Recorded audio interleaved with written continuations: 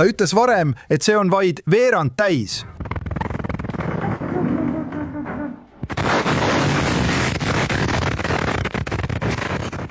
Iraani režiim anub ametlikult halastust. Vaid mõned päevad pärast seda, kui nad karjusid USA diplomaatide peale ja keeldusid ajaloolisest rahuleppest, roomavad Teherani ellujäänud juhid nüüd meeleheitlikult tagasi läbirääkimiste laua taha. See võib olla liiga vähe ja hilja. Islamivabariigi sõjavägi on täielikult ja alandavalt kokku varisenud. Eliitvägede komandörid ähvardavad suure mässuga ja hirmunud sõdurid põgenevad võltsitud passidega üle piiri Afganistani. Nagu president Trump just karmilt maailmale meelde tuletas, ei ole inimesed, kelle Iraan algselt läbirääkimistele saatis, enam elus. Režiim on kokku varisenud ning meie lugu algab nende meeleheitliku relvarahu palvega. Ühele väljaandele täna hommikul rääkides ütles president, et riigi võimalik uus juhtkond soovib rääkida. Ja ma olen nõustunud nendega rääkima. Seega ma räägin nendega. Nad oleksid pidanud seda varem tegema. Nad oleksid pidanud andma selle, mis oli väga praktiline ja lihtne teha. Varem. Nad ootasid liiga kaua. Tsitaadi lõpp president Trumpilt. Wall Street Journal kirjutab, et Iraani uus julgeolekujuht Ali Larazani, mees, kes nüüd riiki juhib, on teinud uue katse jätkata tuumaläbirääkimisi Omaani vahendajate kaudu. President Trump ise kinnitas ajakirjale Atlantic, et kõnelused võivad toimuda, kuid keeldus kinnitamast, millal need võiksid aset leida. Lisaks sellele tõi ta välja ka suure probleemi ja ma tsiteerin teda. Enamik inimesi on läinud. Mõned inimesed, kellega me tegelesime, on läinud, sest see oli väga suur löök. Nad oleksid pidanud seda varem tegema. Nad oleksid pidanud kokkuleppe sõlmima. Nad mängisid liiga kavalalt. Atlantic teatas, et Iraan on valmis palju loovutama, et tagada rahuleppe või vaherahu. Iraan väidetavalt tunnustab USA'd, loobub Iisraeli hävitamisest ja leevendab sotsiaalseid seadusi rahu nimel. Trumpil ei paista olevat kiiret rahuleppe sõlmimisega. ABC's Jonathan Carlile rääkis ta Ajatollah Khamenei surmast. Ta ütles, ma sain tema kätte enne kui tema mind. Nad proovisid 2 korda. Mina jõudsin enne. Arvan, et see viitas Iraani mõrvaplaanidele Trumpi vastu 2024. aasta presidendikampaania ajal. Trump arutles, kes võiks Iraanis võimu haarata pärast režiimi muutust ning märkis. Rünnak oli nii edukas, et enamik kandidaate langes välja. See ei saa olla keegi neist, keda arvasime, sest nad ja ka teine ning 3. koht on surnud. See kommentaar vihjab tegelikult sellele, et USA otsib Venezuela tüüpi olukorda, kus nad ei taha, et kogu režiim kaoks, vaid pigem soovivad, et keegi režiimi seest võtaks võimu üle ja oleks palju sõbralikum Ameerika Ühendriikide suhtes. Donald Trump ei tee ainult sõjalisi rünnakuid, vaid pakub ka Iraanis poole vahetajatele võimalust. Kuulake seda pakkumist. Islami revolutsioonilise kaardiväe liikmetele, relvajõududele ja kogu politseile ütlen täna õhtul, te peate relvad maha panema ja saate täieliku puutumatuse või vastasel juhul seisate silmitsi kindla surmaga. Pange relvad maha, teiega käitutakse õiglaselt ja saate puutumatuse või seisate silmitsi kindla surmaga. Trump kutsus revolutsioonikaardiväe liikmeid, politseinikke ja režiimi esindajaid üle tulema, lubades täielikku puutumatust. Praegu võib see olla lihtsalt jutt. USA väegesid pole kohal ja Iraani opositsioon on kas arreteeritud, hukatud või pagulusse sunnitud. Pole ühtegi organiseeritud jõudu, millega ülejooksikud võiksid liituda ega ilmset viisi USA-ga ühendust võtta ja kokkulepet sõlmida. Kuid midagi toimub revolutsioonikaardiväe sees ja see on märkimisväärne. Iga kord, kui räägime revolutsioonikaardist ja selle terroritegevusest, pommitavad revolutsioonikaardi botid meie videoid negatiivsete hinnangutega. Seepärast, kui te saaksite korraks aega võtta, vajutage allpool olevale meeldib nupule ning tellimisnupule. See aitab meid tõesti nende botide vastu võitlemisel. Nüüd on meieni jõudnud teated tõsisest lagunemisest Iraani sõjaväes, sealhulgas aktiivsest mässust. Iraani välisminister tunnistas televisioonis kogemata, et sõjavägi kaotab pidevalt komandöre. Teatasime äsja, et rünnaku alguses tapeti 40 kõrget komandöri. Kui suur on selle mõju teie sõjalisele infrastruktuurile? Oleme kaotanud mõned komandörid, see on fakt. Ja nimed on juba teatavaks tehtud. Aga teine fakt on see, et meie sõjaline võimekus pole muutunud. See juhtus ka eelmisel korral. Kas mäletad juunit, kui Iisrael ründas? Nad tapsid rünnakute alguses mõned meie tippkomandorid, aga nad asendati väga kiiresti ja vähem kui 12 tunni pärast suutsime vasturünnakuga alustada. Seekord oli see isegi veelgi kiirem. Vähem kui 2 tunni pärast alustasime vasturünnakut, rünnates Iisraeli sihtmärke ja Ameerika baase piirkonnas. Oleme sellega jätkanud. See toimus sõja esimese 24 tunni jooksul, aga järgmise 24 tunni jooksul või õigemini järgmiste päevade jooksul on Iraan kaotanud väga palju komandöre. President Trump kinnitab seda ajakirjanikele ise. Kuulake. Tere hommikust, Dan ja Bill. Lõpetasin just kõne presidendiga.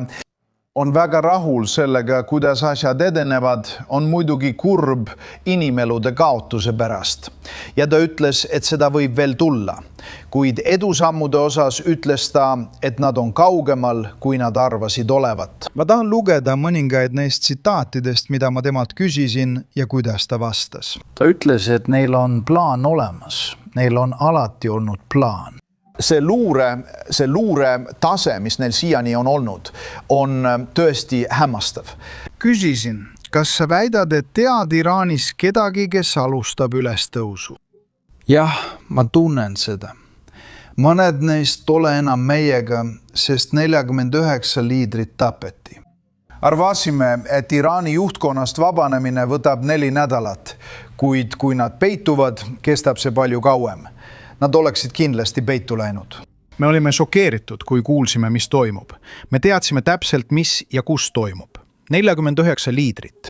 Ja tead, nad räägivad nüüd inimeste kasutamisest, kellest keegi pole kunagi kuulnud, isegi kui nad ise ei tea. Nad kasutavad ja uurivad inimesi, et neist saaks liider, kuigi ei tea ise, kes nad on.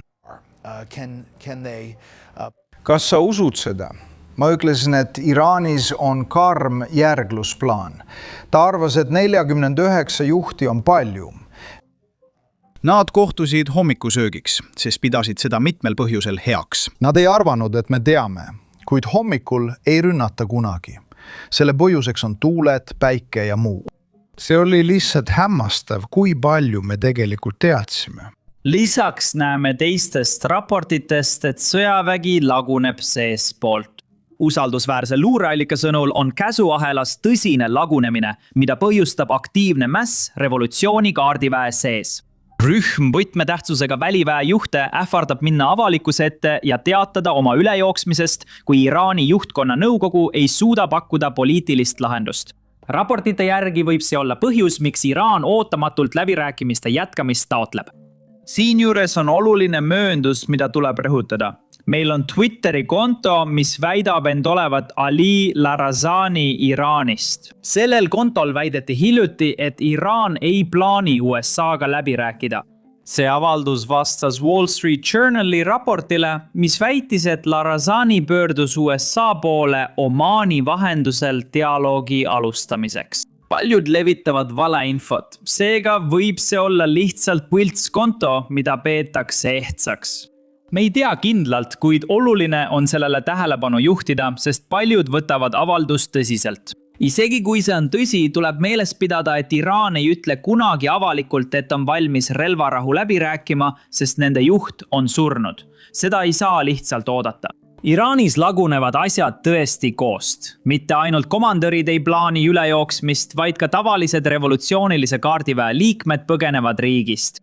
Meil on videod Iraani piirilt, kus revolutsioonilise kaardiväe liikmed ületavad piiri Afganistani maskeeringute ja võltsitud passidega.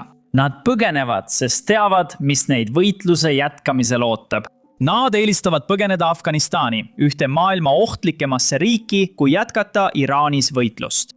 See ütleb kõik, mida revolutsioonikaardiväe moraali kohta teada vaja. Selgitan, kuidas me siia jõudsime, sest meil on uusi üksikasju enne sõda toimunud ebaõnnestunud läbirääkimiste kohta. Need üksikasjad näitavad, et Iraan ei soovinud kokkulepet. USA sõnul tegi Ameerika väga helde pakkumise. USA soovis, et Iraanil puuduks rikastamisvõimekus. pakkudes vastu 10 aastaks tasuta rikastatud uraani. Nii võiks Iraan jätkata tuumaenergiaprogrammi ilma uraani rikastamiseta. Kõik, mida nad pidid tegema, oli nõustuda, kuid nad keeldusid. Sel hetkel sai USA aru, et Iraanil ei olnud mingit kavatsust rikastamisest loobuda ja seepärast ei olnud neil ka kavatsust loobuda oma tuumaambitsioonidest. Nad tahtsid lihtsalt läbirääkimisi võimalikult kaua venitada. See on sama strateegia, mida nad on viimased 10 aastat kasutanud ja just siis läksid asjad veelgi hullemaks. Pärast USA nõudmiste kuulmist hakkas Iraani välisminister läbirääkimistel USA saadiku Steve Witkoffi peale karjuma. Witkoffi saatsid sellel kohtumisel Jared Kushner ja teised. Ühel hetkel astus Witkoff kõrvale ja ütles, kui soovite, võin lihtsalt lahkuda. Nii tõsiselt suhtus Iraan läbirääkimistesse. Nad ei pidanud tegelikult läbirääkimisi, vaid venitasid aega.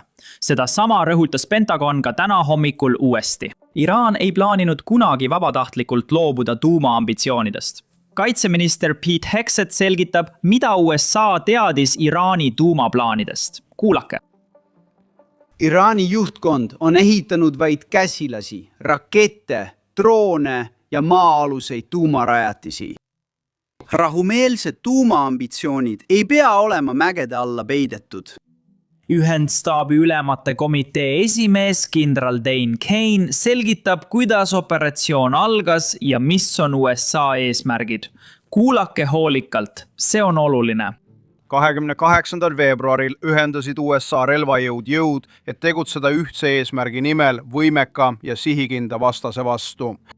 Ameerika Ühendriikide armee, merevägi, merejalavägi, õhuvägi, kosmosevägi, rannavalve ja reservüksused integreerusid kõigi väejuhatuste vahel ja alustasid koordineeritud operatsioone Iisraeli relvajõududega enneolematus ulatuses. Kaitseminister ütles, et meie sõjalised eesmärgid on selged. Meie mission on end kaitsta ning koos oma piirkondlike partneritega takistada Iraanil oma võimu väljapoole oma piire projitseerimast ning olla valmis vajadusel järgnevateks tegevusteks. Kõigis valdkondades, maal, õhus, merel ja küberruumis rakendas USA ühendvägi sünkroniseeritud ja kihilist mõju, mille eesmärk oli häirida, nõrgestada, takistada ja hävitada Iraani võimekust sõjalisi operatsioone läbi viia ja neid jätkata. USA jaoks oli see mitme kuu või isegi aastate pikkuse sihipärase planeerimise ja täpsustamise kulminatsioon selle sihtmärgi grupi vastu. Täppislöökides sõjalise infrastruktuuri vastu kuni pideva luure, sihtmärkide integreerimise ja tiheda koostööni üle suurte vahemaade. See operatsioon näitas taas Ameerika ulatust, valmisolekut ja professionaalsust ning ka meie ühendväe oma. See oli ajalooline mitte ainult operatsiooni ulatuse poolest, vaid ka ühise integreerituse taseme poolest, mida näidati iga ühendväe elemendi puhul. Nagu varem mainisin, see töö alles algab ja jätkub.